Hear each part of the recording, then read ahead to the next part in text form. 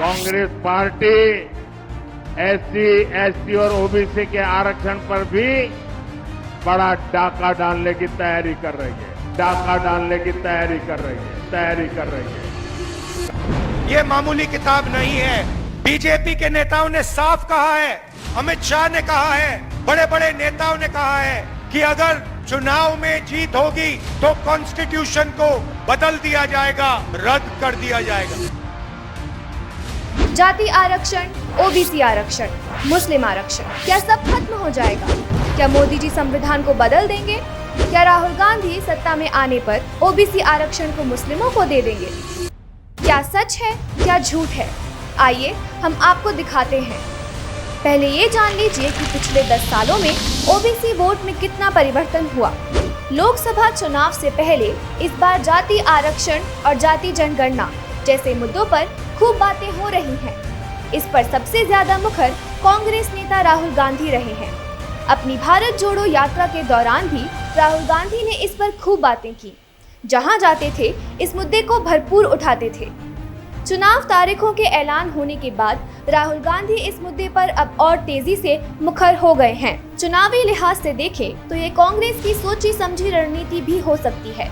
ऐसा कहने के पीछे कुछ बड़े तथ्य हैं। पिछले 10 सालों में कांग्रेस को अन्य पिछड़ा वर्ग यानी ओबीसी से मिलने वाले वोट में 9% की गिरावट आई। 10 सालों में ही कांग्रेस को मिलने वाले अगड़ी जातियों का वोट परसेंटेज भी 14% कम हुआ है। इसी तरह SC/ST के वोटों में भी 7% की कमी आई है। 2009 से 2019 के बीच बीजेपी ने अपना ओबीसी वोट 2 गुना और SC वोट करीब 3 गुना कर लिया है। कांग्रेस लंबे समय से जाति जनगणना की मांग उठा रही है।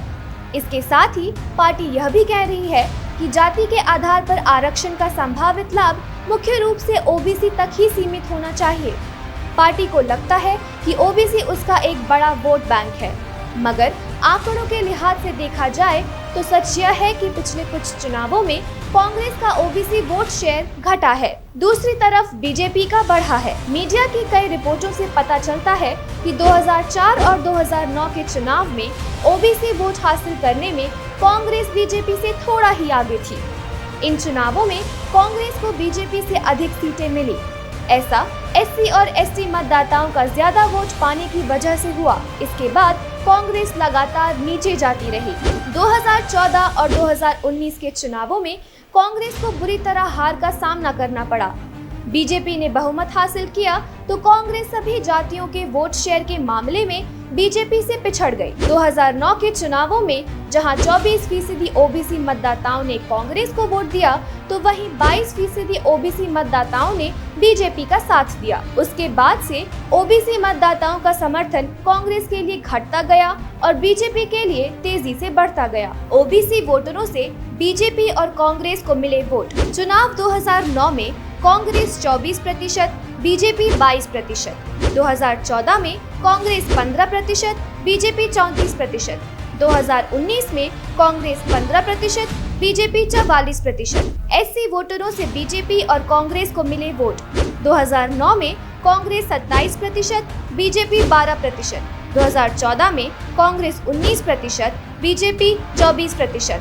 2019 में कांग्रेस 20% और बीजेपी 34%। ST वोटरों से बीजेपी और कांग्रेस को मिले वोट। 2009 के चुनाव में कांग्रेस 38%, बीजेपी 24%। 2014 में कांग्रेस 28%, बीजेपी 38%। 2019 में कांग्रेस 31% और बीजेपी 44%। इससे कांग्रेस बुरी तरह परेशान है। यही वजह है कि वह बार बार बीजेपी पर दलित और ओबीसी का इतिहास मिटाने का आरोप लगाती है।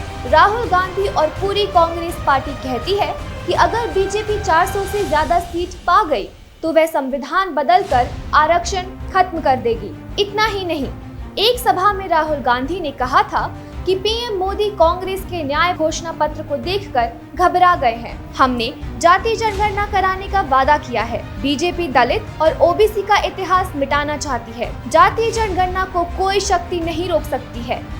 और मैं गारंटी करके कह रहा हूं, जो कांचा जी ने कहा, आप लिख लो,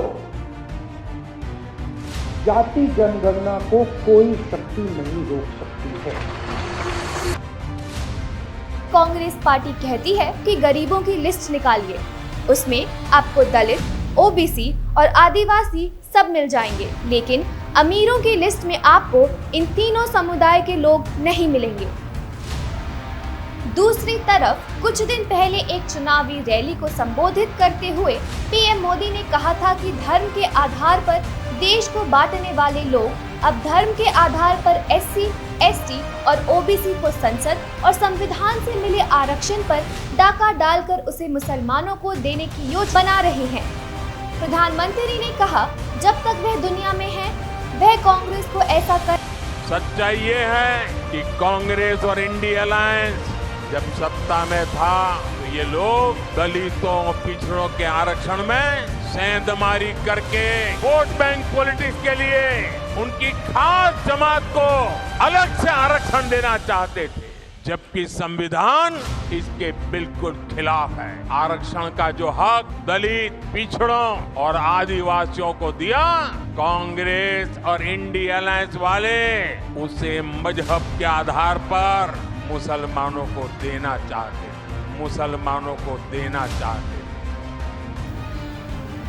पीएम मोदी ने एक न्यूज चैनल को दिए इंटरव्यू में भी कहा था कि कांग्रेस ओबीसी का 27% आरक्षण छीनकर धर्म के आधार पर बांटना चाहती है।